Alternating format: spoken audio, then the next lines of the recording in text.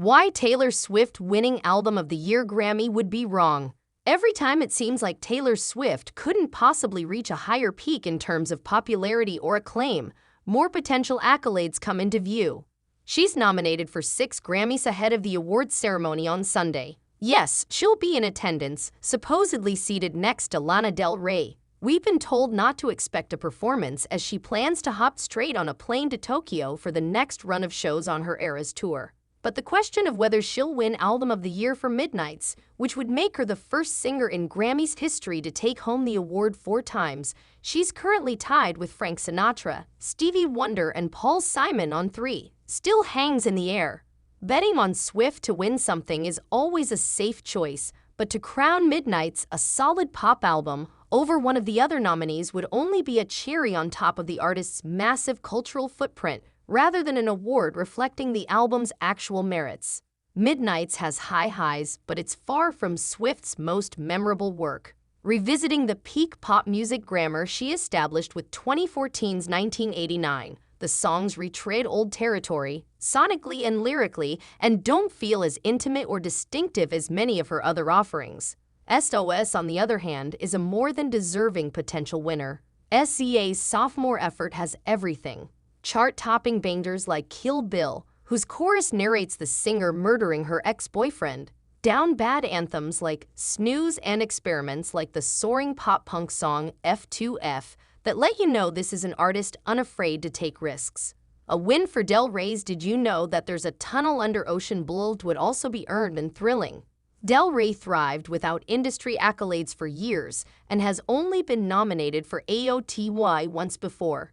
She's a genius who deserves formal recognition. The official Swift narrative, as has always been the case, is just as central to her success as her music. In just a few short days, Swift is set to take her U.S. city-devouring Eras tour, already the highest-grossing music tour in history, abroad for its international dates, perpetuating her catalog's cultural ubiquity and further globalizing her image. Her romance with Kansas City Chiefs tight end Travis Kelce, who's set to battle for the Super Bowl championship next week, also fanned the flames of public consciousness. Swift and Kelce have made light of the simmering backlash to their ubiquity in NFL coverage, labeling detractors nothing more than Brads and Chads, but there's a real threat of backlash hovering around Swift's golden aura right now that an Album of the Year win would likely translate to reality. One can only win so many times before people start to get pissed off. Reputation-era Taylor knows that all too well. Folklore, her last win in 2020, was near universally seen as the defining record of the pandemic era, a rich and daring genre experiment that endeared her to reluctant audiences and comforted longtime fans during a period of protracted isolation. Midnights might be huge, but it simply didn't hit the same array of targets. There is a Grammy that Swift has never won, oddly enough, Song of the Year, even though she's now been nominated in that category, which rewards songwriting specifically, a record 7 times, including this year for the Midnights' lead single Anti-Hero. Swift's 6 previous misses must sting, especially for someone as praise-driven as herself. They include You Belong With Me, which understandably lost to Beyoncé's single Ladies, Put a Ring on It in 2010, and Lover, which was bested by the Billie Eilish track Bad Guy in 2020.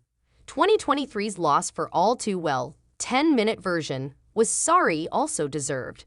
The original might be widely lauded as Swift's best track, but the extended version, while a hit on the charts, is largely loved by and primarily for Swifties. The Recording Academy decided to give Bonnie Raitt a throwback win over more relevant artists like Beyoncé, Lizzo, and Adele. Among her SOTY nominations, Swift was most clearly robbed of the wins she richly deserved 2 years in a row. You might hate Shake It Off, but it was unstoppable in 2015.